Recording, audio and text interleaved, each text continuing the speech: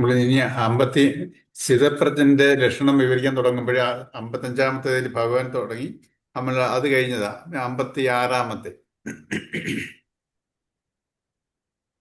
ലതകുഞ്ഞ് വീട്ടിൽ വന്നോ? എത്തിയോ? ഇല്ലല്ലോ. ഗീത വായിക്കാവോ 56-ാമത്തെ? വായിക്കാം. ദുഃഖേഷു ദിഗ്നമനാ സുഖേഷു വിഗതസ്പൃഹഃ പീതരാഗ ഭയക്രോധ സ്ഥിതധീർമുരുച്യതേ. ദുഃഖങ്ങളിൽ അചഞ്ചലമായ മനസ്സോടുകൂടിയവനും സുഖങ്ങളിൽ ആഗ്രഹമില്ലാത്തവനും രാഗഭയ ക്രോധങ്ങളില്ലാത്തവനുമായ മുനി സ്ഥിതപ്രജ്ഞൻ എന്ന് പറയപ്പെടുന്നു.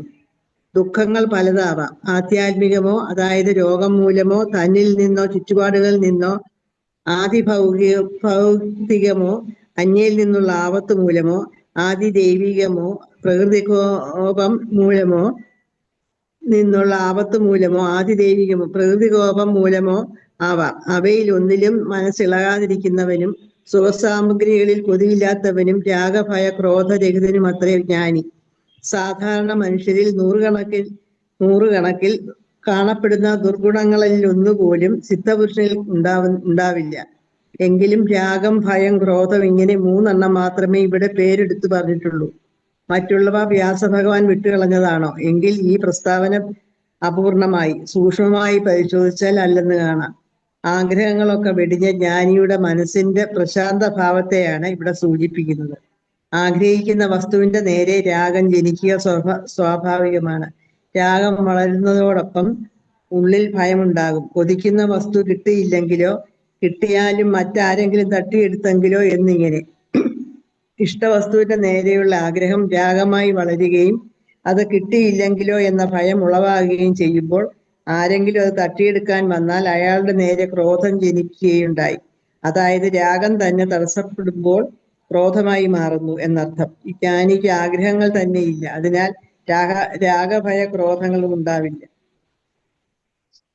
സ്ഥിതപ്രജ്ഞന്റെ ലക്ഷണം പറഞ്ഞുകൊണ്ടിരിക്കുക. ദുഃഖങ്ങളിൽ അചഞ്ചലമായ മനസ്സോട് കൂടിയവനും സുഖങ്ങളിൽ ആഗ്രഹമില്ലാത്തവനും രാഗഭയ ക്രോധങ്ങളില്ലാത്തവനുമായ മുനി സ്ഥിതപ്രജ്ഞൻ എന്ന് പറയപ്പെടുന്നു. ഈ ദുഃഖങ്ങൾ പലതാവാം. നമ്മൾ നേരത്തെ ഈ ദുഃഖങ്ങള് ഭാഗവത്തിൽ പറയുന്നുണ്ട്. ഈ ഭാഗവതം വായിക്കുന്നത് താപത്രയം. നമുക്ക് ആകെപ്പാടെ 3 ദുഃഖങ്ങളേ ഉള്ളൂ മനുഷ്യന്. ഒന്ന് ആധ്യാത്മികം, ദൈവികം, ഭൗതികം. നമ്മുടെ മനുഷ്യർക്കായിട്ടുള്ളവർക്കെല്ലാം ഈ 3 വിഷമങ്ങളേ ഉള്ളൂ. താപം വെച്ചാല് ദുഃഖം. അപ്പം ആധ്യാത്മികം, ദൈവികം, ഭൗതികം. ഇത് ഞാനീ പറയുന്നത്, ഇതിനകത്ത് പറയുന്നുണ്ട് ആധ്യാത്മികം ബ്രാക്കറ്റ് ഇട്ടേക്കുന്നുണ്ടല്ലോ. അതായത് രോഗം മൂലമോ എന്നുവെച്ചാൽ തന്നിൽ നിന്നോ ചുറ്റുപാടിൽ നിന്നോ നമുക്ക് രോഗം ഉണ്ടാകാം. ഭൗതികം എന്നുവെച്ചാൽ അന്യരിൽ നിന്നുള്ള ആപത്ത് മൂലം. ദൈവികം ഈ ഭൗതികമോ വെച്ചാൽ അന്യരിൽ നിന്നുള്ള ആപത്ത് മൂലമോ. ദൈവികമോ പ്രകൃതി കോപം മൂലം. ഭൗതികമാണ് അന്യരിൽ നിന്നുള്ള ആപത്ത് മൂലം. ദൈവികം പ്രകൃതി കോപം മൂലം ആവാം. ഈ ഭാഗവത്തിൽ പറയുന്ന ഈ ഒരു 3 ആധ്യാത്മിക ദുഃഖം ഇതാണ്. 3 താപങ്ങൾ എന്ന് പറഞ്ഞ 3 ദുഃഖങ്ങൾ പറഞ്ഞ ആധ്യാത്മികം, ദൈവികം, ഭൗതികം. ഇതിനെ നമ്മൾ ഈ രീതിയിൽ കാണുന്നതിനെക്കാട്ട് നല്ല ഉദിച്ചതിന് സ്വാമിജി പറഞ്ഞ ഒരു ഇതുണ്ട്, ഇന്റർപ്രിട്ടേഷൻ. നമുക്കറിയാം ഇപ്പൊ ഇത് പറഞ്ഞാൽ നമുക്ക് കുറച്ച് കൺഫ്യൂഷൻ വരും. ഇത് ശാസ്ത്രങ്ങളിൽ അന്നത്തെ ഒരു സിറ്റുവേഷൻ അനുസരിച്ചുള്ള പ്രകൃതി കോപം മൂലം ഉണ്ടാവുന്നതും അന്നത്തെ പ്രശ്നങ്ങൾ അതൊക്കെയാണ്. പക്ഷെ ഇന്നത്തെ കാലഘട്ടത്തിനനുസരിച്ച് നമുക്ക് ഈ ദുഃഖങ്ങളെ ആധ്യാത്മികം, ദൈവികം, ഭൗതികം ഇങ്ങനെ നമുക്ക് ചോദിച്ചാല്, ആധ്യാത്മികം എന്ന് പറഞ്ഞാൽ എൻ്റെ ശരീരം കൊണ്ടുണ്ടാവുന്ന ദുഃഖം. എൻ്റെ ശരീരം കൊണ്ടുണ്ടാവുന്ന ഈ ശരീരത്തിന് അസുഖം വരുന്നു, അങ്ങനെ ഈ ശരീര സംബന്ധമായിട്ടുള്ള നമുക്ക് ദുഃഖങ്ങളുണ്ട് ഓരോരുത്തർക്കും. അതിനെ ആധ്യാത്മിക ദുഃഖം എന്ന് പറയും. രണ്ടാമത്തേത് ദൈവികം. ദൈവികം വെച്ചാല് ഈ ശരീരമായിട്ട് ബന്ധപ്പെട്ട ആൾക്കാരുമായിട്ട്, എന്ന് പറഞ്ഞാൽ ആരൊക്കെയാ? നമ്മുടെ ഓരോ ഈ ശരീരമായിട്ട് ബന്ധപ്പെട്ടത് ആരൊക്കെയാ? എൻ്റെ അച്ഛന്, എൻ്റെ അമ്മ, അല്ലെങ്കിൽ ഭാര്യ, ഭർത്താവ്, മക്കള്, ഫ്രണ്ട്സ്, റിലേറ്റീവ്സ്, ഇങ്ങനെ ഈ ശരീരമായിട്ട് ബന്ധപ്പെട്ട് ഇവർ ഇവരിൽ ഇവർക്കുണ്ടാകുന്ന ദുഃഖമോ അല്ലെങ്കിൽ ഇവർ മൂലം ഉണ്ടാകുന്ന ദുഃഖമോ ഇങ്ങനെയൊക്കെ പറയാം. അപ്പോൾ ഈ ഒന്ന് എൻ്റെ ശരീരം സംബന്ധിയായ ദുഃഖം ആധ്യാത്മികം, ഈ ശരീരമായിട്ട് ബന്ധപ്പെട്ട ആൾക്കാരുമായിട്ടുള്ള ദുഃഖം അത് ആദി ദൈവികം. ആദി ഭൗതികമോ ഈ ഞാൻ സമ്പാദിച്ച വസ്തുക്കൾ, വസ്തുവോ ആഭരണമോ പണമോ അല്ലെങ്കിൽ എൻ്റെ ജോലിയോ, എൻ്റെ പൊസഷൻസ്, ഇതിൽ മൂലം ഉണ്ടാകുന്ന ദുഃഖങ്ങൾ. അപ്പം നമ്മുടെ ജീവിതത്തിൽ നിങ്ങൾ ആലോചിച്ച് നോക്കിയാൽ മനസ്സിലാകും, ഏത് തരം ദുഃഖമായിക്കോട്ടെ ജീവിതത്തിൽ ഇത് ഏതിലെങ്കിലും ഒന്നിൽ പെടും. ആധ്യാത്മിക ദുഃഖം വെച്ചാൽ അവരവരുടെ ശരീരം കൊണ്ടുള്ള ദുഃഖം. ശരീരം കൊണ്ട് നമുക്ക് എല്ലാവർക്കും ദുഃഖമുണ്ട്. ഓരോ അസുഖങ്ങൾ വരുമ്പോഴും പല കാരണം കൊണ്ട് നമ്മുടെ അസുഖം കൊണ്ട് നമുക്ക് പ്രശ്നങ്ങൾ ഉണ്ടാകാറുണ്ട്. അത് ആധ്യാത്മിക ദുഃഖം. രണ്ടാമത്തത് ആദി ദൈവികം. ദൈവികം ചില അതിങ്ങനെ വിചാരിച്ചാൽ മതി, എല്ലാവരിലും ഈശ്വരാംശം ഉള്ളത് ആദി ദൈവികം. ഈ ശരീരമായിട്ട് ബന്ധപ്പെട്ട എല്ലാ ഇവിടെ എല്ലാവരും ഈ ശരീരമായിട്ട് ബന്ധപ്പെട്ടത്. അത് വെച്ചാൽ എന്താ അർത്ഥം? നമുക്ക് ദൂരെയാണ്, വേറൊരു ദേശത്തുള്ള ഒരാൾക്ക് എന്തെങ്കിലും സംഭവിച്ചാൽ നമുക്ക് ദുഃഖം വരുമോ? കഷ്ടം. നമ്മളിങ്ങനെ സിമ്പതൈസ് ചെയ്യും, എൻ്റെ ഒരു ദുഃഖമായിട്ട് മാറത്തില്ല. അല്ലെങ്കിൽ അതുപോലെ എല്ലാ ആ ഒരു മനസ്സ് അതുപോലെ ആ ഒരു ആത്മസാക്ഷാത്കാരം കിട്ടിയ ഒരാൾക്കാണെങ്കിൽ എല്ലാത്തിനെയും ഒരേപോലെ കാണുന്നു. എൻ്റെ അച്ഛനും എൻ്റെ അമ്മയോ എൻ്റെ ഭാര്യയോ ഭർത്താവോ അതേപോലെ മറ്റുള്ളവരെയും കാണുന്ന ഒരു അവസ്ഥ നമുക്ക് വരും. അതാണ്. അപ്പോൾ അത് എല്ലാത്തിനെയും ഒന്നായി കാണുന്ന അവസ്ഥയിൽ എനിക്കത് ദുഃഖം ഉണ്ടാവും. പക്ഷേ നമ്മുടെ ഇപ്പോഴത്തെ അവസ്ഥയിൽ നമ്മളുമായിട്ട് ബന്ധപ്പെട്ട ഒരാൾക്ക് ഒരു പ്രശ്നം ഉണ്ടായാലേ ഉള്ളൂ എനിക്ക്. നമ്മളുമായിട്ട് പരിചയമില്ലാത്ത ഓരോരുത്തർക്ക് ഉണ്ടാകുമ്പോൾ നമുക്ക് ദുഃഖം ഉണ്ടാവത്തില്ല. അതുകൊണ്ട് നമ്മളതിന് ഒരു സിമ്പതി, നമ്മളൊന്നും അത് അയ്യോ കഷ്ടമായിപ്പോയി അങ്ങനെ പറയുന്നില്ലാതെ നമ്മുടെ ക്ലോസ് ആയിട്ടുള്ള അച്ഛനോ അമ്മയ്ക്കോ ഭാര്യയ്ക്കോ ഭർത്താവിനോ അല്ലെങ്കിൽ ക്ലോസ് ഫ്രണ്ട്സിനോ എന്തെങ്കിലും സംബന്ധിച്ച് നമുക്കും അത് ഒരു ദുഃഖത്തിന്റെ ദുഃഖം എന്ന് വെച്ചാൽ എന്താ, നമ്മുടെ മനസ്സ് ഡിപ്രഷൻ, അതാ നമുക്കൊരു ഒരു ആ ദുഃഖം വെച്ചാൽ വെറുതെ ഒരു സിമ്പതൈസ് ചെയ്യുമല്ല, നമ്മളെ അഫക്റ്റ് ചെയ്യുമത്. അപ്പം ആദി ദൈവിക ദുഃഖം ഈ ശരീരമായിട്ട് ബന്ധപ്പെട്ട ആൾക്കാർക്ക്, ആ ആൾക്കാരെ കൊണ്ടോ അല്ലെങ്കിൽ ആ ആൾക്കാർക്ക് എന്തെങ്കിലും ദുഃഖം ഉണ്ടായാലും നമുക്കും ദുഃഖം ഉണ്ടാവും. അവർ മരണപ്പെടുവോ അല്ലെങ്കിൽ അവരെ കൊണ്ട് അവർ നമുക്ക് പ്രശ്നം ഉണ്ടാക്കുവോ, ഇങ്ങനെയൊക്കെ ചെയ്യുമ്പോൾ ഏതും ആ ആൾക്കാരുമായിട്ടുള്ള ഈ ശരീരമായിട്ട് ബന്ധപ്പെട്ട് ആൾക്കാരിൽ നിന്നുണ്ടാവുന്ന ദുഃഖം, അവർക്കോ അവർ മൂലം ഉണ്ടാവുന്ന ദുഃഖം, അത് ആദി ദൈവികം. ആദി ഭൗതികം. ഭൗതികത്തിൽ നമ്മൾ ഉണ്ടാക്കിയ വസ്തുവോ ഭൂമിയോ സ്വർണമോ പണമോ അല്ലെങ്കിൽ ജോലി, എൻ്റെ കയ്യിലുള്ള പൊസിഷൻസ്, ഞാൻ സമ്പാദിച്ചതിന് എനിക്ക് എന്തെങ്കിലുമൊക്കെ പ്രശ്നങ്ങളായിക്കഴിഞ്ഞാൽ എൻ്റെ ബിസിനസ്, എൻ്റെ ജോലി, ഇതൊക്കെ ഇതിനകത്ത് നിന്നുണ്ടാവുന്ന ദുഃഖങ്ങൾ. നമ്മുടെ ഈ ജീവിതത്തിലെ ദുഃഖങ്ങൾ വെച്ചാൽ ഏത് ദുഃഖമായാലും ഈ ഒരു 3 കാറ്റഗറിയിലേ വരത്തുള്ളൂ. അപ്പം ഈ 3 ഏത് തരത്തിലുള്ള ദുഃഖം ഉണ്ടായാലും അവയിലൊന്നും മനസ്സിലാകാതിരിക്കണം. നമ്മൾ ഈ ഓരോ ദുഃഖം എന്ന് പറഞ്ഞാൽ എന്താ ഉദ്ദേശിക്കുന്നേ? നമ്മൾ അതിനകത്ത് മുങ്ങിപ്പോവുക. നമുക്ക് ദുഃഖം ഉണ്ടാവെന്ന് പറഞ്ഞാൽ ഒരു നിസ്സംഗഭാവമുണ്ട് ഇല്ലേ? മാനസികമായിട്ട് പ്രശ്നം ഉണ്ടെങ്കിൽ അവർക്കൊന്നും അഫക്റ്റ് ആവത്തില്ല.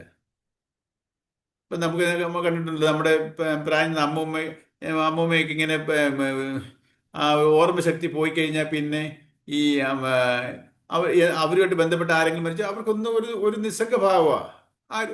മനസ്സുമായിട്ട് ആ മനസ്സ് തിരിച്ചറിയുന്നില്ല. ആ നിസ്സംഗതയല്ല, നമ്മൾ ശരിക്കുള്ള ബോധത്തോടെ ഇരിക്കുന്നു, അറിയാം നമുക്ക് ഇതാണ് ഈ ദുഃഖം എനിക്ക് വന്നിരിക്കുന്നത്, പക്ഷേ അതിൽ ഞാൻ മുങ്ങിപ്പോകത്തില്ല, അതെന്നെ അഫക്റ്റ് ചെയ്യത്തില്ല.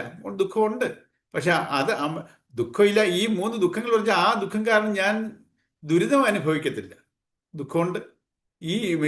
എൻ്റെ ശരീരം കൊണ്ടുള്ള അസുഖം കൊണ്ടുള്ള ദുഃഖം ഉണ്ടാവും. ശരീരമായിട്ട് ബന്ധപ്പെട്ട ആൾക്കാർ അതുമൂലം എനിക്ക് ദുഃഖം ഉണ്ടാവും. അല്ലെങ്കിൽ ഈ ശരീരമായിട്ട് ബന്ധപ്പെട്ട വസ്തുക്കളെ കൊണ്ട് പ്രശ്നമാകുമ്പോൾ എനിക്കും ദുഃഖം ഉണ്ടാകും. പക്ഷെ ഇതിൽ ഞാൻ എൻ്റെ ജീവിതം നശിച്ചു പോകത്തില്ല. ഇതുകൊണ്ട് ആ ദുഃഖം ഉണ്ടാവും, പക്ഷെ അതെന്നെ എൻ്റെ മനസ്സിൻ്റെ നാശത്തിലോട്ട് പോകത്തില്ല. എത്രയോ പേർക്ക് അങ്ങനെ ഉണ്ട്. നമുക്ക് ഓരോന്നിലും വരുമ്പോഴത്തേക്ക് അവരവർക്ക് വരുമ്പോഴേ സംഭവം നമ്മൾ വേറെ ആളെ ഉപദേശിക്കും, പക്ഷെ അവരവർക്ക് വരുമ്പോൾ അതിൻ്റെ ആധിക്യം നമുക്ക് മനസ്സിലാവും. അപ്പം ഈ മൂന്ന് ദുഃഖം നമ്മൾ ഈ സാധനങ്ങളൊക്കെ പ്രാക്ടീസ് ചെയ്ത് ഈ സത്യങ്ങളെ മനസ്സിലാക്കി ശരിക്കും ഉൾക്കൊണ്ടാൽ, ഈ ഭഗവത്ഗീത ഉൾക്കൊണ്ട ഒരാൾക്ക് ഇത് ഈ ദുഃഖങ്ങളിലൊന്നും മനസ്സിളകത്തില്ല, ചഞ്ചലഭാവത്തില്ല. എല്ലാത്തിനെയും അവർ ഒരേ മനസ്സോടെ അവരെ അഭിമുഖീകരിക്കും. അതുപോലെ തന്നെ സുഖം വരുമ്പോഴും അപ്രതീക്ഷിതമായിട്ടുള്ള വിജയങ്ങൾ വരുമ്പോഴോ ഓരോ ജീവിതത്തിലോ പല പല കാലഘട്ടങ്ങളുണ്ടല്ലോ.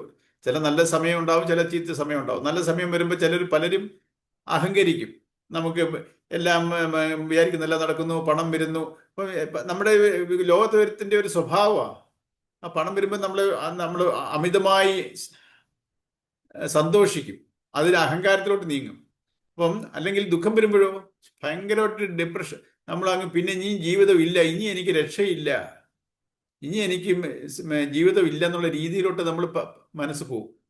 അപ്പോൾ നമ്മൾ ഈ സത്യങ്ങളെ മനസ്സിലാക്കി ഞാൻ ആരാണെന്നും ഇവിടെ ജനിച്ച എന്തിനാണെന്നും ഈ ജീവിതത്തിന് വേണ്ടി എൻ്റെ ലക്ഷ്യം എന്താണെന്നൊക്കെ ശരിക്കും ഉൾക്കൊണ്ട ഒരാൾക്ക് ഈ ദുഃഖങ്ങളൊന്നും അഫക്റ്റ് ആവത്തില്ല. കാരണം ഞാൻ ആരാണെന്ന്, ഞാൻ ശരീരമാണോ? ഞാൻ ശരീരമല്ല. പക്ഷെ ശരീരമായിട്ട് ബന്ധപ്പെട്ടതാണ് ഇതെല്ലാം. ഈ പറഞ്ഞ നമുക്കിപ്പോൾ ഉണ്ടാകുന്ന ദുഃഖങ്ങളെല്ലാം എന്തുവാ? നമ്മുടെ ശരീരമായിട്ട് ബന്ധപ്പെട്ടതാ. ഈ ശരീരമായിട്ട് ബന്ധപ്പെട്ട ഈ ശരീരത്തിൽ കൂടാണ് ഇതെല്ലാം ഞാൻ അനുഭവിക്കുന്നത്. ഈ ശരീരത്തിന്റെ അസുഖം വരുന്നു, അല്ലെ ശരീരമായിട്ട് ബന്ധപ്പെട്ട ആൾക്കാർക്ക് അവർക്ക് നിൽക്കും വരുമ്പോൾ ഇതെല്ലാം എൻ്റെ മനസ്സിൽ കൂടാണ് വരുന്നതെങ്കിലും ആ ദേഹങ്ങളെ കൂടെ ആ ദേഹസംബന്ധിയാണ് ഇതെല്ലാം. ഞാൻ ദേഹമല്ല. ഞാൻ ആരാ? ഞാൻ ഈ ശരീരമാണോ? ദേഹമല്ല. ഞാൻ ഈശ്വരൻ്റെ ഒരു അംശമാണ്. പക്ഷെ എന്തുകൊണ്ടാണ് എനിക്ക് ഈ അനുഭവങ്ങൾ വരുന്നേ? നമ്മൾ തന്നെ ചെയ്ത് കൂട്ടിയ കർമ്മത്തിന്റെ ഫലമാണ്. നമ്മൾ നല്ലതും ചീത്തയും ചെയ്യുമ്പോൾ നമുക്ക് നല്ല അനുഭവങ്ങളും ചീത്ത അനുഭവങ്ങളും വരുന്നു. അത് ആ ഓരോ അനുഭവത്തിന്റെ ആധിക്യം അനുസരിച്ച് എൻ്റെ ദുഃഖത്തിന്റെ ആധിക്യവും കൂടുകയും കുറയുകയും ചെയ്യും. പക്ഷേ ഈ സത്യങ്ങളെ മനസ്സിലാക്കിയ ഒരുവന് ഇതിൽ എല്ലാം ഒരേപോലെ കാണാൻ പറ്റും. സന്തോഷമായാലും ദുഃഖമായാലും സുഖമായാലും ദുഃഖമായാലും ബാലൻസ്ഡ് മൈൻഡ് ആയിരിക്കും. നമ്മൾ എല്ലാത്തിനെയും ഫേസ് ചെയ്യും. ഒരു നിസ്സംഗമാച്ചാൽ ഒരു നിർഗുണമായിട്ടല്ല, നമ്മളെല്ലാം അറിയുന്നു. പക്ഷെ ഇതാണ് ജീവിതത്തിന്റെ രഹസ്യം മനസ്സിലാക്കിയവരാ. അല്ലാത്തവർക്ക് ഇതെല്ലാം അഫക്റ്റ് ആകും കൂടുതൽ. അങ്ങനെ എത്രയോ ഫാമിലികൾ സൂയിസൈഡ് ചെയ്യുന്നില്ലയോ? ഇനി ജീവിതമില്ല, ഇനി ഒക്കത്തില്ല, അവരാ ജീവനെ നശിപ്പിക്കുക. അപ്പോൾ ഇത് നാശത്തിലോട്ട് പോകുന്നുണ്ട്. അതുപോലെ സുഖം വരുമ്പോഴോ അവർ കടന്ന് ചെയ്തു കൂടാത്തതെല്ലാം ചെയ്യും. ഇപ്പൊ നമുക്ക് ആ പണവും പ്രതാപവും ഒക്കെ വരുമ്പോൾ അഹങ്കാരം വരും. എനിക്കെന്തും ചെയ്യാം, എങ്ങനെ. അപ്പോൾ ഈ രീതിയിലോട്ട് പോകത്തില്ല. ഈ സത്യങ്ങളെ മനസ്സിലാക്കിയ ഒരു ജീവാത്മാവ്. നമ്മളെല്ലാം ജീവാത്മാക്കളാ, ശരീരമല്ല. അതുകൊണ്ടാണ് നമ്മളിപ്പോ ഇതൊക്കെ പഠിക്കുമ്പോഴാണ് നമ്മൾ ആ ബേസിക്സ് പറഞ്ഞ കാര്യങ്ങളെ വെച്ചിട്ടാണ് ഇതെല്ലാം നമ്മൾ മനസ്സിലാക്കേണ്ടത്. നമ്മൾ ആദ്യം നമ്മൾ കുറെ കാര്യങ്ങൾ പറഞ്ഞല്ലോ, ഞാൻ ആരാണെന്നും ഞാൻ ഇവിടെ ജനിച്ചത് എന്തിനാണെന്നും എന്തുകൊണ്ടാണ് ഈ സാഹചര്യത്തിൽ ജനിച്ചതെന്നും. ഇതെല്ലാം കർമ്മഫലമാണ്. ഇതെല്ലാം എന്നിൽ നിന്ന് പോയി എന്നിൽ വന്നതല്ലേ പറ്റൂ. ഇതെല്ലാം സൈക്ലിക്കാണ്. Everything is a cycle. ഇതിനകത്ത് പറയുന്നുണ്ട് ഏവം പ്രവർത്തിതം ചക്രം. എന്നിൽ നിന്ന് പോയത് എന്നിൽ തന്നെ തിരിച്ചു വരും. എല്ലാം ഇവിടെ സൈക്കിൾ. നമ്മൾ പണ്ടൊക്കെയാണ് സ്ട്രെയിറ്റ് ലൈൻ, എല്ലാ പ്രോസസ് സ്ട്രെയിറ്റ് ലൈനായിട്ട്, ഭൂമി തന്നെ പരന്നതാണ്, ഇങ്ങനെ നീണ്ടു കിടക്കുന്നതായിട്ട്. എല്ലാം ഇവിടെ സൈക്ലിക്കാണ്. അപ്പോൾ എവിടുന്ന് ഇപ്പം മഴയുണ്ടാവുന്നു? എങ്ങനെയാ ഈ മഴയുണ്ടാവുന്നത്? അല്ലെങ്കിൽ ഈ നദികൾ എങ്ങനെ ഉണ്ടായി? ഈ കടലിലെ വെള്ളനീരാവിയായി ഘനീഭവിച്ച്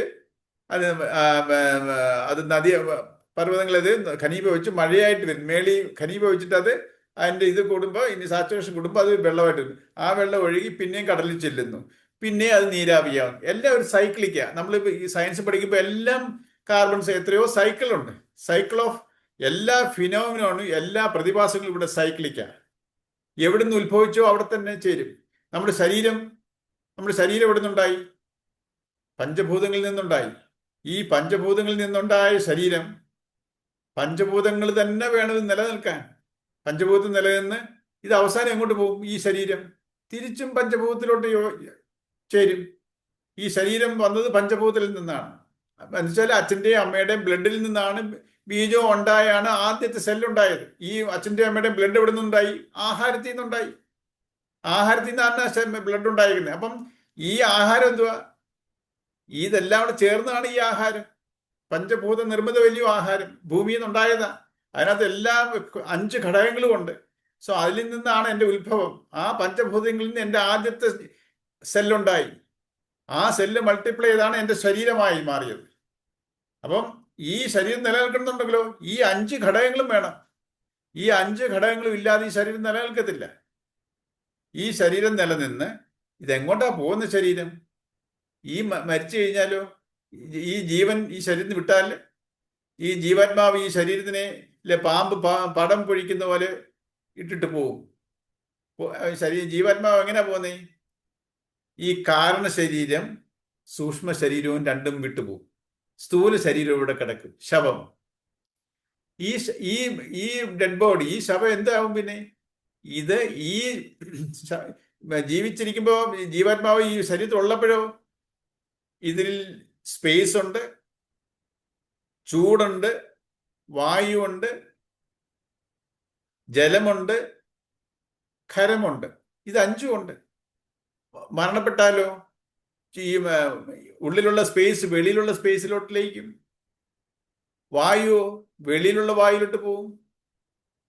ഉള്ളിൽ ചൂട് നിലനിൽക്കുന്നുണ്ടല്ലോ, ആ ചൂട് വെളിയിലുള്ള ചൂടിലോട്ട് പോവും. ആ ടെമ്പറേച്ചർ അങ്ങനെ ഇപ്പൊ നമ്മുടെ ബോഡി ടെമ്പറേച്ചർ ഉണ്ടല്ലോ 36.8 അല്ലയോ നോർമൽ? എത്ര ബോഡി ടെമ്പറേച്ചർ ലക്ഷ്മി? 36.7 അല്ലേ? 5 or 6 ഇത് നോർമൽ ടെമ്പറേച്ചർ ഹയറാ. നമ്മുടെ ശരീരം മരിച്ചു കഴിഞ്ഞാലോ ശരീരം തണുക്കും. ഈ ടെമ്പറേച്ചറിൽ നിന്ന് നോർമൽ ടെമ്പറേച്ചറിലോട്ട് പോകും. അപ്പൊ ഇതെല്ലാം ഉള്ളിലുള്ള ജലം ഈ ബാക്കിയെല്ലാം ഭൂമിയിലോട്ട് പോകും. ഖരവസ്തുക്കളെല്ലാം ഭൂമിയിൽ ലവണമായിട്ട് ലയിക്കും. ഈ പഞ്ചഭൂതത്തിൽ നിന്നുണ്ടായ ശരീരം പഞ്ചഭൂതത്താൽ നിലനിന്ന് പഞ്ചഭൂതത്തിലോട്ട് പോകും. എവിടുന്ന് വന്നോ അതിൽ പോകും. എല്ലാ പ്രോസസ്സും ഇങ്ങനെ ഉത്ഭവിച്ചെടുത്ത് തന്നെ ചെന്ന് ചേരും. എല്ലാം അങ്ങനെ. അതുപോലെ എൻ്റെ മനസ്സിന് ഒരു യാത്രയുണ്ട്, സൈക്ലിക്ക മനസ്സിന്. പക്ഷേ അവസാനം എവിടെ ചെന്ന് ചേരണ്ടേ? മനസ്സ് എവിടുന്ന് വന്നു? ഈ ഈശ്വരന്റെ അംശമാണ് മനസ്സായിട്ട് വന്നത്. ആ വാസന പ്രതിഫലിച്ചപ്പോൾ ഒരു മനസ്സായിട്ട് വന്നു. ഇതെവിടെ ചെന്ന് ചേരണം? ആ ഈശ്വരൻ ചെന്ന് ചേരണം. അതിനെയാ മോക്ഷം എന്ന് പറയുന്നത്. ശരീരം വന്നത്, ശരീരത്തിന് മോക്ഷം കിട്ടി. ആ ശരീരം വന്ന എവിടുന്ന? പഞ്ചഭൂതത്തിൽ നിന്നാ. ഇത് പഞ്ചഭൂതത്തിലോട്ടിലേക്കും ശരീരത്തിന് മോക്ഷം കിട്ടി. മനസ്സ് വന്നത് എവിടുന്ന? ഈശ്വരന്റെ ഒരു അംശമാണ് എൻ്റെ മനസ്സായിട്ട് ഫോം ആയത്. ആ മനസ്സ് തിരിച്ചും ഈശ്വരൻ തന്നെ പോയി ലയിക്കണം. ഈ എങ്ങനെ പോയി ലയിക്കും? ഈ മനസ്സ് വന്ന് എന്തുകൊണ്ടാ? എൻ്റെ വാസന കാരണം, കർമ്മഫലം കാരണം. കർമ്മഫലം എന്ന് പറഞ്ഞാൽ അഴുക്ക. ഈ അഴുക്കോട് എനിക്ക് പോകാൻ പറ്റത്തില്ല. ഈ അഴുക്കിന് നിർമ്മാർജ്ജനം, ഞാൻ സാധന കിട്ട് ഞാൻ നിർമുക്തമായാൽ തിരിച്ച് ഞാൻ ശിവനായി, ദാറ്റ് ഈസ് ഈശ്വരനായി. അപ്പം എൻ്റെ മനസ്സ് വന്ന് എവിടുന്നോ അതിലോട്ട് പോകണം. അപ്പൊ ഇതിനാണ് ഞാൻ ജനിച്ചതും. ഈ സത്യങ്ങളെല്ലാം മനസ്സിലാക്കി കഴിഞ്ഞാൽ എൻ്റെ കർമ്മഫലത്തിൽ വന്നുകൊണ്ടിരിക്കുന്നതിന് ഞാൻ എന്തിനു വിഷമിക്കണം? ഞാൻ തന്നെ ചെയ്ത് കൂട്ടിയതാ. ഇത് മറ്റേതൊക്കെ നമുക്ക് ഇപ്പോഴെങ്ങനെ? ഇതൊക്കെ ഞാൻ ഒന്നും ചെയ്തില്ല, എന്തോ നിരപരാധിയാ. ഈശ്വരൻ, നമ്മൾ ഈ പാർഷ്യലാണ് ഈശ്വരൻ. നമുക്ക് ഞാൻ ഒന്നും ചെയ്തിട്ടില്ല, എനിക്കിതെല്ലാം ഒരു എൻ്റെ വിധിയാ, എന്നിൽ അടിച്ചേൽപ്പിച്ചത് ആരാണ്ട്? ദൈവം എനിക്ക് തന്ന വിധിയാ. ഞാനിത് അനുഭവിക്കാൻ ഞാൻ ഒന്നും ചെയ്തിട്ടില്ല, ഞാൻ നിരപരാധിയാണ്, എനിക്ക് ഈ ഗതി വന്നല്ലോ. ഇതൊക്കെയാണ് നമ്മുടെ ചിന്തകൾ. അതേസമയത്ത് ഈ സത്യങ്ങളെ എല്ലാം മനസ്സിലാക്കി കഴിയുമ്പോൾ നമുക്ക് ഇതിനെല്ലാം ഒരു ബാലൻസ്ഡ് മൈൻഡ് കിട്ടും. ഞാൻ ഈ സന്തോഷമായാലും സുഖമായാലും ദുഃഖമായാലും ഞാൻ ബാലൻസ്ഡ് ആകാൻ തുടങ്ങും. അങ്ങനെ ഒരു മൈൻഡിനെ ഈശ്വരനോട്ട് പോകാൻ പറ്റത്തുള്ളൂ. ആ ഒരു മൈൻഡ് സെറ്റ് വന്നാലേ ധ്യാനം എഫക്റ്റീവ് ആവൂ. ഇപ്പൊ നമ്മൾ ധ്യാനിക്കാനിരിക്കുന്നത് എങ്ങനെ? നമ്മൾ ധ്യാനിക്കാനിരിക്കുമ്പോൾ ഇങ്ങനെ ആദ്യം കുറച്ച് മനസ്സൊന്ന് അടക്കും, അപ്പോഴത്തേക്ക് ചിന്തകൾ ഇങ്ങനെ പോവും. അത് ധ്യാനമല്ല. അപ്പൊ ഈ എന്തുകൊണ്ടാണ് ഇങ്ങനെ മനസ്സ് പോകാൻ കാരണം? മനസ്സിൽ പാസ്റ്റും ഫ്യൂച്ചറും നമ്മൾക്ക് അതിൻ്റെ പറഞ്ഞ ഭയവും ദുഃഖവും ഒക്കെയാണ്. കഴിഞ്ഞതിനെ ഓർത്ത് ദുഃഖം, അല്ലെങ്കിൽ വരാൻ പോകുന്നതിനെ ഓർത്ത് ഉത്കണ്ഠ, ഭയം. അപ്പൊ മനസ്സിങ്ങനെ ചഞ്ചലപ്പെട്ടുകൊണ്ടിരിക്കുക. അങ്ങനെ ഒരു മനസ്സിനെ ധ്യാനിക്കാൻ പറ്റൂ? അപ്പോൾ മനസ്സിനെ സ്റ്റെബിലൈസ് ചെയ്യുന്നതിനെ പറയുന്നത് സമചിത്തത. സ്റ്റെബിലൈസ് ചെയ്യുക, ശാന്തമാക്കുക.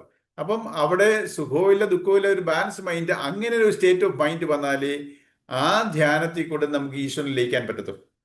അപ്പൊ ഇതാ പറയുന്നത്, ഈ ഒരു സമചിത്തൻ എന്ന് പറഞ്ഞാൽ എന്തോ? സമചിത്തത. സ്ഥിതപ്രജ്ഞൻ, സ്ഥിരമായ പ്രജ്ഞ. ആ ബോധം, ഈ പ്രജ്ഞ എന്ന് പറഞ്ഞാൽ എന്താ? ബോധമാ. സ്ഥിതപ്രജ്ഞൻ, സ്ഥിരബോധമുള്ളവൻ. അപ്പം സ്ഥിരബോധമുള്ളതെന്ന് വെച്ചാൽ എന്താ? ഈ ബോധം എങ്ങനെ എന്നിൽ റിഫ്ലക്റ്റ് ആവുന്നേ? ചിന്തകളിൽ കൂടെ. ബോധം കെട്ടുപോയെന്ന് പറഞ്ഞില്ലയോ? ബോധം കെട്ട് വീഴുക. ബോധം കെട്ട് വീഴുക എന്ന് വെച്ചാൽ എന്താ? എന്തോ അതിനർത്ഥം? എൻ്റെ ബോധ ചിന്തകൾ പോയി. ദാറ്റ് ഈസ് സൂക്ഷ്മ ശരീരം. അതാണ് മനസ്സ്, ബുദ്ധി, ചിത്തം, അഹങ്കാരം. ഈ സൂക്ഷ്മ ശരീരം എന്നിൽ നിന്ന് വിട്ടുപോകും. ബോധം കെടുക എന്ന് പറയും. ഈ ബോധ ചിന്തകൾ പോയാ. പക്ഷെ നമ്മൾ പറഞ്ഞു ബോധം കിട്ടുന്നേ പറയത്തുള്ളൂ നമ്മൾ. ഈ ബോധമുള്ള ചിന്തകൾ പോയി, സൂക്ഷ്മ ശരീരം വിട്ടുപോയി. കാരണ ശരീരവും സ്ഥൂല ശരീരവും അവിടെ ഉണ്ട്, ജീവനുണ്ട് അവിടെ. നമ്മൾ ബോധം കെടുമ്പോൾ നമ്മൾ മരിക്കുന്നില്ല. ബാക്കി എല്ലാ പ്രവർത്തനങ്ങളും നടന്നുകൊണ്ടിരിക്കുക. പക്ഷെ എനിക്ക് ചിന്ത മാത്രമില്ല, എൻ്റെ മനസ്സ് സൂക്ഷ്മ ശരീരമില്ല. അപ്പം ഈ സൂക്ഷ്മ ശരീരം വിട്ടുപോയി. കാരണ ശരീരവും സ്ഥൂല ശരീരവും അവിടെ ഉണ്ട്. ഈ ചിന്തകൾ പോയി. തിരിച്ചെനിക്ക് ബോധം തിരിച്ചു വരും, ഈ മൈൻഡ് തിരിച്ചു വരും. അപ്പൊ മരണത്തിൽ സംഭവിക്കുന്ന എന്തുവാ? കാരണ ശരീരവും സൂക്ഷ്മ ശരീരവും വിടും, പിന്നെ കയറാൻ പറ്റത്തില്ല. അതാണ് ഈ ജീവാത്മാവ് എന്ന് പറഞ്ഞാൽ. എന്താണ് നമ്മൾ പറഞ്ഞത്? ജീവാത്മാവ് എന്ന് പറഞ്ഞാൽ ഈ പരമാത്മാവിന്റെ അംശം എന്നിലെ. പരമാത്മാവ് നിറഞ്ഞു നിൽക്കുകയാണ് ഇവിടെ ഈ പ്രപഞ്ചത്തിൽ. അത് എന്നിൽ കൂടെ കടന്നു പോകുന്നു, എല്ലാത്തിലും കൂടെയും കടന്നു പോകുന്നു. സ്ഥാവര ജംഗമ, ജീവനുള്ളതും ജീവനില്ലാത്തതും എല്ലാത്തിലും കൂടെയും കടന്നു പോകുന്ന ഒരു പവറാണ്. യൂണിവേഴ്സൽ കോൺഷ്യസ് എനർജിയാണ്. അതിൻ്റെ ഒരു അംശം എൻ്റെ വാസനയിൽ റിഫ്ലക്റ്റ് ആകുമ്പോഴാണ് ജീവാത്മാവ് എന്നുള്ള ഭാവം വരുന്നത്. ആ വാസന പറഞ്ഞ കർമ്മഫലം. ഈ ജീവാത്മാവ് നല്ലതും ചീത്തയുമായുള്ള കർമ്മഫലം അനുഭവിക്കണം. എങ്ങനെ അനുഭവിക്കും? സൂക്ഷ്മ ശരീരവും സ്ഥൂല ശരീരവും ഉപയോഗിച്ച്. നമ്മുടെ ഈ സൂക്ഷ്മ ശരീരത്തിൽ കൂടെ പ്രവർത്തിച്ചാണ് എനിക്ക് സുഖവും ദുഃഖവും ഉണ്ടാകുന്നത്. ശരീരത്തിനായിട്ട് ഒരു സുഖവും ദുഃഖവും ഇല്ല. ഈ ശരീരത്തിൽ സൂക്ഷ്മ ശരീരമായിട്ട് കണക്റ്റ് ആകുമ്പോൾ മാത്രമാണ്. അപ്പം ഈ സൂക്ഷ്മ ശരീരത്തിൽ കൂടെ സ്ഥൂല ശരീരത്തിൽ കൂടെ കർമ്മം ചെയ്ത് നല്ലതും ചീത്തയുള്ള അനുഭവങ്ങൾ ഞാൻ ഇത് അനുഭവിക്കണം. അപ്പൊ ഇതിന്റെ നമ്മൾ ഈ ഒരു മെക്കാനിസം മനസ്സിലാക്കി കഴിഞ്ഞാൽ എൻ്റെ കർമ്മഫലം കാരണമാണ് ഇത് വരുന്നത്. ഇത് സുഖവും വരും, ദുഃഖവും വരും. ഒന്നും ഇവിടെ ശാശ്വതമല്ല, സ്ഥിരമായിട്ട് നിൽക്കത്തില്ല. അത് വന്നു പോയിക്കൊണ്ടേയിരിക്കും. കാരണം ഒരു കർമ്മഫലം വന്നു, അത് അനുഭവിച്ചു, അടുത്ത കർമ്മഫലം വരും. ഇതിങ്ങനെ മാറിക്കൊണ്ടേയിരിക്കും. അതാണ് അതിന്റെ സ്വഭാവം. ഇത് മനസ്സിലാക്കി കഴിഞ്ഞാൽ നമ്മൾ എന്തിനാ വേവലാതിപ്പെടുന്നത്? അപ്പൊ നമ്മൾ എന്തിനാ ദുഃഖിക്കുന്നത്? നമ്മൾ എന്തിനാ സന്തോഷിക്കുന്നത്? ഈ സന്തോഷിക്കുന്ന എന്തിനാ ദുഃഖിക്കുന്നത് വെച്ചിട്ടാല് ഇത് ആ ഒരു സ്റ്റേറ്റ് ഉണ്ട്, എല്ലാത്തിനും ഒരു പരിമിതി ഉണ്ട്. ഇത് വിട്ടുപോകും. ഇല്ലെങ്കിലോ നമ്മൾ ആ പരിമിതിയിൽ നിന്ന് സന്തോഷിക്കുകയും ദുഃഖിക്കുകയും ചെയ്യും. ദുഃഖം ഉണ്ടാവും. കാരണം നമ്മളിൽ സൂക്ഷ്മ ശരീരം ഉള്ളത്തോളം കാലം, ചിന്ത ഉള്ളിടത്തോളം കാലം നമുക്ക് ദുഃഖവും സുഖവും ഉണ്ടാവും. പക്ഷെ അത് ബാലൻസ്ഡ് ആയിരിക്കും. ആ മൈൻഡ് സെറ്റ് വരുന്നതാണ് സ്ഥിതപ്രജ്ഞൻ, സ്ഥിരമായ ബോധം. അപ്പൊ ഈ ബോധം എന്ന് പറയുന്നതാണ് ഈശ്വരൻ. നമ്മൾ പറയുന്നത് ബോധം കെട്ടുപോയെന്ന് പറയുമ്പോൾ ഈശ്വരൻ അങ്ങ് പോയില്ല, ചിന്ത പോയി. പക്ഷെ എന്നിൽ ബോധമുണ്ട്. ചിന്ത പോയി, ചിന്ത പോയി, സൂക്ഷ്മ ശരീരം പോയി. ഈ ശുദ്ധബോധത്തിനെ പറയുന്നതാണ് പരമാത്മാവ്. ഈ പരമാത്മാവ് എന്ന് പറഞ്ഞ ശുദ്ധബോധം. അവിടെ അതിനകത്തിൽ വാസനയില്ലാത്ത ബോധം. അതാ വാസനയുള്ള ബോധവും എൻ്റെ ചിന്ത. വാസനയോടുകൂടിയ ബോധം എൻ്റെ ചിന്ത. അതാണ് ജീവാത്മാവ്. ശുദ്ധബോധത്തിൽ വാസനയില്ല, കർമ്മഫലമില്ല. ഈശ്വരന് കർമ്മഫലമില്ല. എൻ്റെ വാസനകളെ ഞാൻ കഴുകിക്കളഞ്ഞു കർമ്മത്തിൽ കൂടെ. എങ്ങനെ കർമ്മം ചെയ്യുന്നത്? സാധനാകർമ്മങ്ങൾ, കർമ്മയോഗം. അടുത്ത ചാപ്റ്റർ അതാ. നമ്മുടെ ഈ വാസനാകർമ്മങ്ങളെ, എനിക്ക് ആഗ്രഹങ്ങളുണ്ട്, ഇന്നത് വേണം, ഈ സുഖം എനിക്ക് അനുഭവിക്കണം, ഈ ദുഃഖം അനുഭവിക്കണം എന്നുള്ള ഓരോ എൻ്റെ വാസനയാണ്. അപ്പം ഞാൻ ഓരോന്ന് ചെയ്തു കൂട്ടുമ്പോൾ അത് ദുഃഖമായിട്ട് വരും. ഞാൻ ചിലത് ചെയ്യുമ്പോൾ എനിക്ക് സുഖമായിട്ട് വരും. അപ്പൊ ഈ കർമ്മങ്ങളിൽ കൂടാണ് നമുക്ക് സുഖവും ദുഃഖവും അനുഭവപ്പെടുന്നത്. അപ്പൊ ഈ സുഖവും ദുഃഖവും വരുമ്പോൾ എൻ്റെ കർമ്മഫലമാണ്. ഞാൻ ചാഞ്ചാടേണ്ട കാര്യമില്ല. ഞാൻ അമിതമായി സന്തോഷിക്കുകയും ദുഃഖിക്കുകയും ഇതും നീങ്ങും, ഇതും പൊയ്ക്കൊണ്ടിരിക്കും. അപ്പോൾ നമ്മൾ ഈ ദുഃഖം ഉണ്ടാകുമ്പോൾ ഇതേ ഉള്ളൂ, ഇനി എനിക്ക് വേറെ ജീവിതമില്ല, ഇതിൽ കഴിഞ്ഞ് എനിക്ക് ജീവിക്കാൻ പറ്റത്തില്ല, എനിക്കിതുണ്ടെങ്കിലേ ഉള്ളൂ. നമ്മൾ ഓരോന്നിലും അറ്റാച്ച്ഡാ. അതായത് നമ്മൾ ഈ മനസ്സിൽ ഈ ചിന്ത, ഈ പരമാർത്ഥ സത്യങ്ങളെ നമ്മൾ മനസ്സിലാക്കുമ്പോൾ നമ്മൾ ഒന്നിനോടും അറ്റാച്ച്ഡ് ആവത്തില്ല. സുഖം നമ്മുടെ ചിലതോ എനിക്ക് ഇങ്ങനെ ആയാലേ ഒക്കത്തുള്ളൂ, ഇങ്ങനെ ജീവിച്ചാലേ ഒക്കത്തുള്ളൂ, എൻ്റെ അഭിമാനം, അയ്യോ ഈ അഭിമാനം വിട്ട് എനിക്ക് ജീവിക്കാൻ പറ്റത്തില്ല. നമ്മൾ ഓരോന്നിലും അറ്റാച്ച്ഡ് ആവുന്നതുകൊണ്ടാണ് നമുക്ക് പ്രയാസം. അറ്റാച്ച്ഡ് ആകാതിരുന്നു കഴിഞ്ഞാൽ നമുക്കെല്ലാം നമുക്ക് ഒരേപോലെ നമുക്ക് ഫീൽ ചെയ്യും. നമുക്ക് സുഖവും ദുഃഖവും എല്ലാം നമുക്ക് എൻജോയ് ചെയ്യാൻ പറ്റും. ഇപ്പൊ നമുക്ക് സുഖം വന്നാലോ എൻജോയ് ചെയ്യാൻ പറ്റുമോ? അയ്യോ അടുത്ത ഇതാ ഇപ്പൊ നമ്മൾ യൂഷ്വലായിട്ട് പറയുമല്ലോ, കുറേ ചിരിക്കുമ്പോൾ ഇനി അടുത്തത് കരയാനാ. ഇതൊക്കെ നോർമലായിട്ട് പറയുന്നതാ. ഇപ്പൊ നമ്മൾ ഒന്ന് ചിരിച്ചാൽ കുറെ സന്തോഷം, അടുത്ത ദുഃഖം വരും. ഇതിനെയൊക്കെ സത്യസന്ധമായി ഇതിന്റെ പുറകിലുള്ള മെക്കാനിസം അറിഞ്ഞു കഴിഞ്ഞാൽ പിന്നെ നമ്മൾ അമിതമായി ആഘോഷിക്കത്തുമില്ല, അമിതമായി ഡിപ്രഷനോട്ട് പോകത്തുമില്ല. മനസ്സിനെ ബാലൻസ് ചെയ്യാൻ കഴിയുന്ന എത്ര സുഖമാണ്, എല്ലാം ഞാൻ അറിയുന്നു. ഇപ്പൊ നമ്മൾക്ക് അതിനാ സ്ട്രെങ്ത്, മൈൻഡിന്റെ സ്ട്രെങ്ത് എന്ന് പറഞ്ഞാൽ ബാലൻസിങ് ആണ്. ചിലർ കണ്ടിട്ട് പെട്ടെന്ന് സെൻസിറ്റീവ്, പെട്ടെന്ന് കൊളാപ്സ് ആവും. അപ്പം അവർക്ക് ഈ മെന്റൽ സ്ട്രെങ്ത് എന്ന് പറഞ്ഞാൽ ഇതിനെയാ ഉദ്ദേശിക്കുന്നത്. ആ ബോധത്തിനെ, സ്ഥിരബോധം, സ്ഥിതപ്രജ്ഞൻ, ഞാൻ ഏതിലും അഫക്റ്റ് ആകുന്ന, ചഞ്ചലപ്പെടാതെ നിൽക്കുന്ന അവസ്ഥ, അതാണ് നമുക്കിപ്പോൾ അറിയത്തില്ലയോ. മൈൻഡ് വലിയ ചിലർക്ക് നല്ല ഇതായിരിക്കും, എന്ത് വന്നാലും അതിനെല്ലാം അഭിമുഖീകരിക്കും. ദുഃഖം വന്നാലും വളരെ ഇതായിട്ട് ഓരോരുത്തർക്കും അതിൽ പറഞ്ഞ ഓരോരുത്തരുടെ വാസനയുടെ കട്ടി അതുപോലെ. പക്ഷേ എല്ലാവരിലും വാസനയുണ്ട്. അപ്പം ഈ വാസനകള് ഞാൻ നേരത്തെ പറഞ്ഞിട്ടുണ്ടല്ലോ, സാത്വിക ഗുണ പ്രധാനമായിരിക്കും, രജോ ഗുണ പ്രധാനമായിരിക്കും, തമോ ഗുണ പ്രധാനമായിരിക്കും. എല്ലാ വാസനയിലും സത്വഗുണമുണ്ട്, രജോ ഗുണമുണ്ട്, തമോ ഗുണമുണ്ട്. പക്ഷെ ഇതിന്റെ പ്രപ്പോർഷൻ വേരി ചെയ്യും, ഏതെങ്കിലും ഒന്ന് പ്രിഡോമിനേറ്റ് ചെയ്യും. അതിനനുസരിച്ചാണ് നമ്മുടെ സ്വഭാവം എല്ലാവരിലും വ്യത്യസ്തപ്പെട്ടിരിക്കുന്ന. ഈ ഗുണത്തിന്റെ വ്യത്യാസം കാരണമാണ്.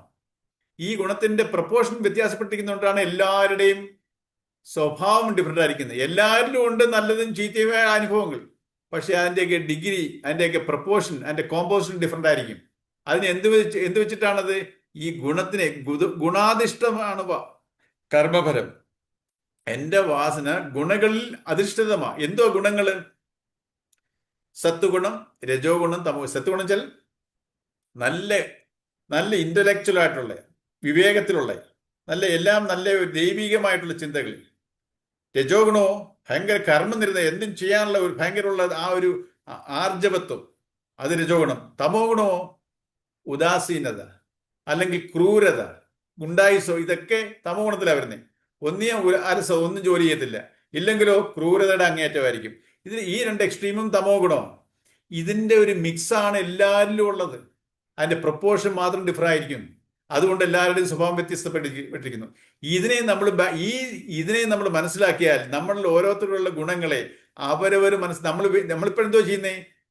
നമ്മളെ ജഡ്ജ് ചെയ്യത്തില്ല, നമ്മളെ അനലൈസ് ചെയ്തില്ല. നമ്മളെല്ലാവരും മറ്റുള്ളവരെ ജഡ്ജ് ചെയ്യും. അവരങ്ങനെ, ഇവരിങ്ങനെ. പക്ഷെ നമ്മളെ ജഡ്ജ് ചെയ്യാൻ മറക്കുന്നു. നമ്മളെ ജഡ്ജ് ചെയ്യാന്ന് പറഞ്ഞാൽ ഞാൻ ആരാണെന്നും ഇവിടെ എന്തിനാ ജനിച്ചേക്കുന്നതെന്നും എൻ്റെ സ്വഭാവം, എൻ്റെ മൈൻഡ് സെറ്റ് എങ്ങനെയാണെന്നും ഇതെല്ലാം നമ്മൾ ചിന്തിക്കാൻ തുടങ്ങുമ്പോഴേ ഉള്ളൂ എനിക്ക് ട്രാൻസ്ഫോർമേഷൻ സംഭവിക്കുന്നത്. ഇല്ലെങ്കിലോ ഈ എമോഷണൽ മൈൻഡ് നമ്മളെ കൊണ്ടുകൊണ്ടുവന്ന് ഓരോ കുഴി ചാടിക്കും. അപ്പം എന്തിനാകുമ്പോൾ ഭഗവത്ഗീത പഠിക്കുന്നേ? ഇതെല്ലാം മനസ്സിലാക്കിയ ഒരാള് ഭഗവത്ഗീത ഇതിലെ ശ്ലോകങ്ങളെല്ലാം അർത്ഥം കാണാപിടിച്ചിട്ട് കാര്യമില്ല. ഈ പറയുന്ന ആശയങ്ങളെ ഉൾക്കൊണ്ട ഒരാള് ഒരു കാലത്തും ആ വ്യക്തി ദുഃഖിക്കത്തില്ല. ആ മനസ്സ് ഈ ജന്മം മുക്തി കിട്ടിയില്ലെങ്കിലും ഈ അടുത്ത ജന്മം നല്ലൊരു ഉയർന്ന സാഹചര്യത്തിൽ ജനിക്കും. ഇപ്പൊ ഈ അച്ഛനും അമ്മയ്ക്കും ജനിച്ചു, ഞാൻ ഈ സാഹചര്യത്തിൽ എനിക്ക് ഈ സാഹചര്യത്തിൽ എനിക്ക് ദുരിതമാണ്. ഇപ്പം ഇന്നലത്തെ കർമ്മഫലത്തിന്റെയാണ് ഞാൻ ഇന്ന് അനുഭവിക്കെങ്കിൽ ഇന്നത്തെ കർമ്മത്തിനെ ഞാൻ ട്രാൻസ്ഫോം ചെയ്യണ്ടേ? ഇന്നലെ ചെയ്ത് തന്നെ ഞാൻ ഇന്ന് ചെയ്താലോ നാളെയും ഇത് തന്നെ ഗതി. അപ്പൊ ഇന്നലെ ചെയ്തുകൊണ്ടിരുന്ന കർമ്മങ്ങളെ ഞാൻ അതേപടി ചെയ്യാതെ എനിക്ക് കർമ്മം ചെയ്തേ പറ്റൂ.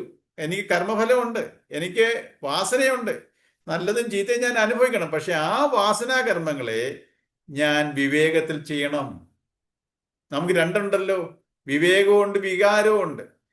അന്ന് ഞാൻ പറഞ്ഞല്ലോ, നമ്മൾ എങ്ങനെ ഇപ്പൊ പ്രവർത്തിച്ചുകൊണ്ടിരിക്കുന്നേ? നമ്മൾ ഈ വികാരത്തിലാണ്. ബുദ്ധിയും വികാരവും കൂടെ അലൈനായി ഓരോ പ്രവൃത്തികൾ ചെയ്യുക. അപ്പോ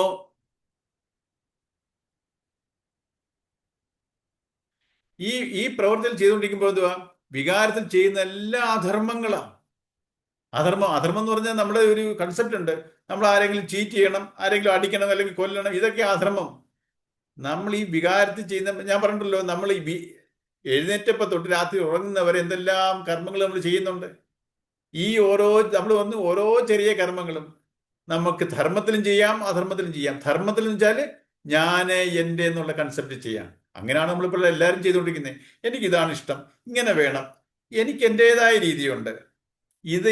ഈ നമ്മളെല്ലാവരും അവരവരുടെ ശരികളിൽ കൂടാണ് നീങ്ങുന്നത്. ഈ ശരികളെ വിടണം. എൻ്റെ ശരി എന്ന് പറഞ്ഞാൽ എൻ്റെ ഇഷ്ടമാണ്, എൻ്റെ ഇഷ്ടമല്ല വേറൊരാളുടെ ഇഷ്ടം. അപ്പൊ അവർ തമ്മിൽ കോൺഫ്ലിക്റ്റ് ആവും. അതേ സമയത്ത് എൻ്റെ ശരിയെന്ന് വിട്ടിട്ട് ഏതാണ് ധർമ്മം എന്നെനിക്ക് മനസ്സിലായി കഴിഞ്ഞാൽ ഞാൻ ധർമ്മത്തിൽ ചരിക്കും, കർമ്മം ചെയ്യും.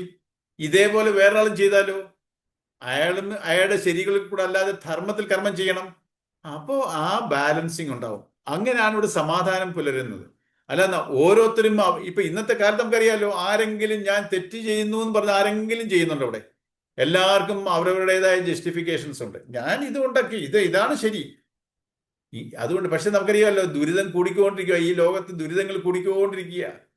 ഒരു 40 വർഷം നമ്മുടെയൊക്കെ കൊച്ചിലെ ഉണ്ടായിട്ടുള്ള ആ ഒരു സമാധാനവും സന്തോഷം ഇപ്പൊ ഇല്ല. ഇപ്പൊ നമ്മളെല്ലാം ജസ്റ്റ് ഷോയാണ്, നമ്മളെല്ലാം പ്രകടനമാണ്. ശരിക്കുമോ എല്ലാവരും ദുരിതത്തില്ല. അതെന്തുകൊണ്ടാ? ഞാൻ ഈ സത്യങ്ങളെ മനസ്സിലാക്കുന്നില്ല. ഈ സത്യങ്ങളെ മനസ്സിലാക്കിയാലോ ഞാൻ എൻ്റെ ശരികളിൽ നിന്ന് മാറും. ഞാൻ പതുക്കെ എൻ്റെ ശരി എന്ന് പറഞ്ഞാൽ എൻ്റെ ഇഷ്ടാനിഷ്ടങ്ങളിൽ നിന്നും ഞാൻ ധർമ്മത്തിലോട്ട് മാറും. ധർമ്മം എന്ന് പറഞ്ഞാൽ ഏതൊരു കർമ്മത്തിന്റെ പുറകിലും ഞാൻ എൻ്റെ എന്നൊരു ഭാവം ഇല്ലാതെ ചെയ്യുന്ന കർമ്മങ്ങളെല്ലാം ധർമ്മമാണ്. ധർമ്മത്തിന് പ്രത്യേക ഡെഫിനിഷൻ ഇല്ല. ഇന്ന കർമ്മങ്ങളാണ് ധർമ്മം. നമ്മളെന്ത് വിചാരിച്ചിരിക്കുന്നത്? അവിടെ പോയി ദാനം ചെയ്യണം, അമ്പലത്തിൽ പോകണം, അല്ലെങ്കിൽ വേറെ ആളെ സഹായിക്കണം. ഏത് കർമ്മത്തിലും ഉണ്ട്. അതിൽ പറയും, രാവിലെ നമ്മൾ ഉണർന്ന് എഴുന്നേറ്റ് ചെയ്യുന്ന ചെറിയ കർമ്മങ്ങൾ തൊട്ട് ഉറങ്ങുന്നവർ എന്തെല്ലാം കർമ്മങ്ങൾ ചെയ്യുന്നു അതെല്ലാം നമുക്ക് 2 വിധത്തിൽ ചെയ്യാം. അതാണ് ഗീത പഠിപ്പിക്കുന്നത്. മമധർമ്മം, എൻ്റെ ധർമ്മം എന്താ? ഓരോ ദിവസങ്ങൾ ചേർന്നാണ് എൻ്റെ ലൈഫ്. അല്ലാതെ ജീവിതത്തിന്റെ ആ സമയം വരുമ്പോൾ ഇതൊക്കെ ചെയ്യാം, ഇപ്പോഴിങ്ങനെയൊക്കെ ചെയ്യട്ടെ, കുറെ കഴിയുമ്പോൾ റിട്ടയർ ആയി കുറെ കഴിഞ്ഞേക്കുമ്പോൾ ഞാൻ ധർമ്മത്തിലോട്ടൊക്കെ വരാം, അങ്ങനെ വിചാരിച്ചിട്ട് കാര്യമില്ല. എൻ്റെ സ്വഭാവം പിന്നെ മാറ്റാൻ പറ്റത്തില്ല. ഈ മാറ്റാൻ പറ്റുന്ന സ്റ്റേജ് ഈ വാനപ്രശസ്തി മാത്രമാണ്. ഈ ബ്രഹ്മചര്യത്തിൽ പഠിച്ചത് ഗൃഹസ്ഥാശ്രമത്തിൽ പ്രാക്ടീസിൽ ചെയ്യണം, അങ്ങനെ അതിനനുസരിച്ച് ജീവിക്കണം. എന്നിട്ട് ഈ ലോകത്തിൽ നിന്ന് വിടാൻ പഠിക്കുന്നതാണ് വാനപ്രസ്ഥം. ഇതെല്ലാം നമ്മൾ പഠിക്കേണ്ടത് നമ്മുടെ കൊച്ചിലെ പഠിക്കേണ്ടതാ. ഇപ്പൊ നമ്മൾ വാർദ്ധക്യത്തിൽ അല്ലെങ്കിൽ കുറെ കഴിഞ്ഞിട്ട് നമ്മളിത് ആരും നമ്മുടെ കുട്ടിക്കാലത്ത് ഇതാരും പഠിച്ചില്ല. നമുക്ക് അങ്ങനെയുള്ള സാഹചര്യം ഉണ്ടായില്ല. നമ്മുടെ പൂർവീകരും അതിനുള്ള ഇതുണ്ടാക്കിയില്ല. അവർക്കും അറിയത്തില്ലായിരുന്നു. ഇങ്ങനെ വഴിതെറ്റിയ ഒരു സമൂഹമാണ് ഇന്നത്തെ ഹിന്ദു സമൂഹം. നമ്മളിപ്പോ ഇവര് ലേറ്റായിട്ട് ഇത് പഠിച്ചാലും ഇതിനെ ഉൾക്കൊണ്ടാൽ നമുക്ക് പുരോഗതി ഉണ്ടാവും. പുരോഗതി വെച്ചാൽ നമ്മുടെ ഭൗതിക പുരോഗതിയല്ല, നമുക്ക് മനസ്സമാനം ഉണ്ടാവും, നമ്മുടെ മനസ്വസ്ഥത കൂടും. ഈ ഗീത ഉൾക്കൊള്ളാൻ ശ്രമിച്ചാൽ നമുക്ക് സ്വസ്ഥത കൂടും. അത് പരമാർത്ഥമാണ്. നമ്മൾ ഈ കാര്യങ്ങളെ എല്ലാ ഋഷിമാരും നമ്മുടെ ഈ ഇതിൽ കൂടെ കടന്നു പോയിട്ടുള്ള എല്ലാവരുടെയും അനുഭവമാണിത്. ആരെയും വഴിതെറ്റിക്കാൻ പറഞ്ഞേക്കുന്നതല്ലത്, ഒരു സ്വാർത്ഥ താല്പര്യത്തിനും പറഞ്ഞേക്കുന്നതല്ലത്. അവരൊക്കെ അനുഭവിച്ചതാണ് എഴുതി വെക്കുന്നത്. ഇത് നമുക്കും അനുഭവിക്കാം. ഇത് പറയുന്നവരുടെ പുറകെ നടക്കലല്ല ജോലി. ഇത് പറയുന്ന ഈ ഋഷിമാരുടെയും സന്യാസിവര്യന്മാരുടെയും ഇങ്ങനെയുള്ള ഗുരുക്കന്മാരൊക്കെ പറയുന്നത് എന്താണെന്ന് അതിനനുസരിച്ച് ജീവിക്കാൻ പഠിക്കണം. അല്ലാതെ അവരെ അനുകരിക്കാൻ തുടങ്ങിയാൽ നമ്മൾ കുഴിയിലായിട്ടായി പോകും. അവരെ ഇവിടെ നമുക്ക് നോക്കിയാൽ അറിയാം, എല്ലാ സന്യാസിയും എല്ലാ ഋഷീശ്വരും ഓരോരുത്തർക്കും ഓരോരുത്തരുടെ വഴിയിലാണ്. ആരും യൂണിഫോമായിട്ടല്ല ഇവിടെ കഴിഞ്ഞിരിക്കുന്നത്. ഓരോരുത്തരും അവരുടെ വാസനകളെ ഈ ഒരു സമചിത്തതയിൽ കൊണ്ടുവന്ന് ഓരോരുത്തരുടെയും പാത്ത് ഡിഫറൻറ്റാ. ഈ ആത്മീയത എന്ന് പറഞ്ഞാൽ നമുക്കൊരു കോമൺ ആയിട്ടൊരു ഇതില്ല. ചില സാധനാകർമ്മങ്ങൾ ഉണ്ടായാലും പക്ഷെ ഓരോരുത്തരും അത് അവരവരുടെ വാസനയിൽ കൂടെ ആണ് ആ സാധനാകർമ്മങ്ങൾ അനുഷ്ഠിക്കാൻ. അപ്പോൾ ഓരോരുത്തർക്കും ഓരോരുത്തരുടെ വഴിയുണ്ട്. ഇവിടെ നമ്മൾക്ക് അറിയാവുന്ന എത്രയോ ഋഷിവര്യന്മാരുണ്ട്. എല്ലാവരും ഒരേപോലാണോ ജീവിച്ചത്? ഓരോ രീതികളിലാണ് ജീവിച്ച് അവരവരുടെ രീതികളിൽ കൂടെ അത് ഇംപ്ലിമെന്റ് ചെയ്തു എന്ന് പറയുന്ന പോലെ നമ്മുടേതായ രീതിയിൽ ഇതിനെ മനസ്സിലാക്കി ജീവിക്കാൻ പഠിക്കണം. അങ്ങനെ ധർമ്മത്തിലോട്ട് വരണം നമ്മൾ. അപ്പൊ ഈ ധർമ്മമാണ് എന്നെ രക്ഷിക്കുന്നത്, അല്ലാതെ വെളിയിലുള്ള ഒരു ഈശ്വരനല്ല എന്നെ രക്ഷിക്കുന്നത്. നമ്മൾ ഇരിക്കുന്നത് എന്തുവാ? ഇപ്പൊ നമുക്ക് വിശ്വാസമുള്ള അമ്പലങ്ങളിൽ ഇരിക്കുന്ന ആ ദൈവം നമ്മളെ രക്ഷിക്കുന്നതായിട്ട് നമ്മൾ കണക്കാക്കുക. ശുദ്ധാസംബന്ധമാത്. നമ്മൾ ധർമ്മത്തിലാണോ ആ ധർമ്മമാണ് നമ്മളെ രക്ഷിക്കുന്നത്. ഈശ്വരൻ നിർഗുണമാണ്, ആരെയും വെറുക്കുന്നില്ല, ആരെയും സ്നേഹിക്കുന്നില്ല. അതൊരു പവറാണ്. ആ പവറിനെ നമ്മൾ എങ്ങനെ സംശീകരിക്കുന്നു അതിനനുസരിച്ച്. ഞാൻ ഒരു ക്രൂരമായിട്ട് ഒരു ക്രൂര പ്രവൃത്തിക്ക് വേണ്ടി ഞാൻ ആ പവറിനെ യൂസ് ചെയ്താൽ ആ ക്രൂര ഫലം തന്നെ എനിക്ക് തിരിച്ചു വരും. അതുകൊണ്ടല്ലയോ വാളെടുത്തവൻ വാളാൽ എന്ന് വരുന്നേ. ഈ വാളെടുക്കുന്നവനും പരമാത്മ ചൈതന്യത്തിലെ വാളെടുത്ത് കുത്തുന്നേ. ഈ ഒരു ഗുണ്ടായുസം കാണിക്കുന്നവരും ഈ പരമാത്മ ചൈതന്യന്റെ പ്രസൻസിലാണ് ഇതെല്ലാം ചെയ്യുന്നത്, അതിന്റെ ശക്തിയില്ല. പക്ഷേ അതേ ഫലം തിരിച്ചു വരും. അപ്പം നമുക്ക് അതിൽ പറഞ്ഞ ഈ എനർജിയെ നമുക്ക് കൺസ്ട്രക്റ്റീവായിട്ട് ഉപയോഗിക്കാം, ഡിസ്ട്രക്റ്റീവായിട്ട് ഉപയോഗിക്കാം. ഈശ്വരൻ എന്നെ ചെയ്യിപ്പിക്കുന്നു എന്ന് പറഞ്ഞിട്ട് കാര്യമില്ല. നമ്മുടെ വാസനയാണ് നമ്മളെ കൊണ്ട് ചെയ്യിപ്പിക്കുന്നത്. ഈശ്വരൻ നിർഗുണ പരബ്രഹ്മമാണ്, അതെല്ലാവർക്കും അറിയാം. പക്ഷേ നമ്മൾ ഈ പറയുന്ന നിർഗുണ പരബ്രഹ്മം എന്ന് എല്ലാവർക്കും അറിയാം. പക്ഷേ നമുക്ക് വിശ്വാസം എന്തുവാ? ഗുരുവായൂരിലെ കൃഷ്ണൻ എന്നെ രക്ഷിക്കുന്നു, അല്ലെങ്കിൽ ശബരിമലയിലെ അയ്യപ്പനാണ്. ഇങ്ങനെയുള്ള ഇതിന്റെ പറയും നമ്മളെ രണ്ടും പറയും. തൂണിലും തുരുമ്പിലും ഈശ്വരനുണ്ടെന്ന് പറഞ്ഞിട്ട് നമ്മൾ ഈശ്വരനുണ്ടെന്ന് നമുക്ക് ആർക്കും അറിയാവോ? നമ്മൾ ഇതൊക്കെ പറയുന്നുണ്ട്, പറച്ചിൽ കൂടെ പലതും ഉണ്ട്. പക്ഷേ അത് ഉൾക്കൊള്ളാതെ പറയുകയല്ലേ. ഇതിനെ നമ്മൾ ഈ കാര്യങ്ങളെയൊക്കെ സൂക്ഷ്മമായി നമ്മൾ സെൽഫ് അനാലിസിസ് ചെയ്യാൻ തുടങ്ങുമ്പോഴാണ് ഈ മാറ്റങ്ങൾ ഉണ്ടാവുന്നത്.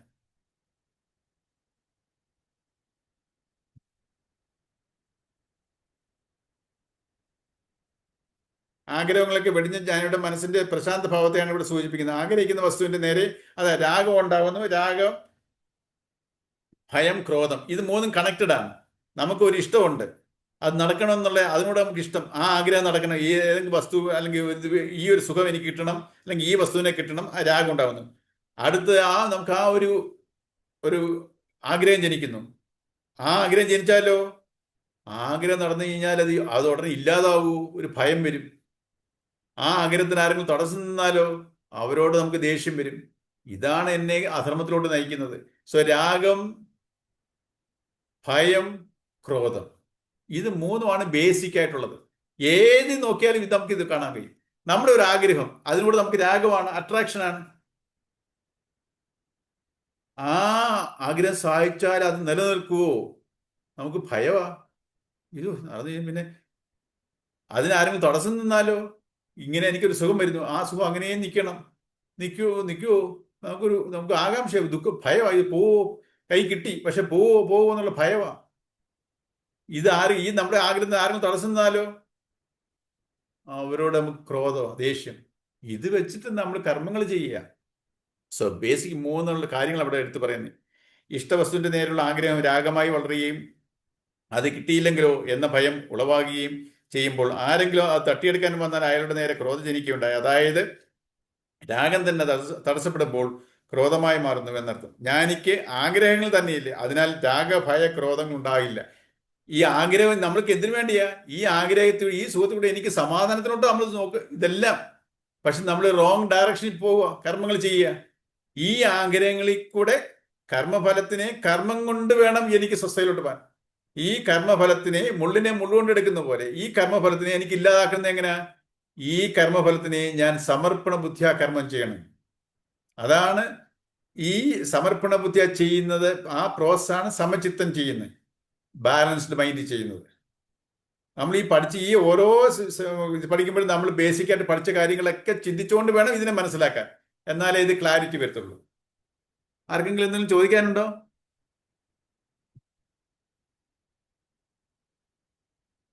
ഒരു മിനിറ്റേ ഉള്ളൂ ഇനി.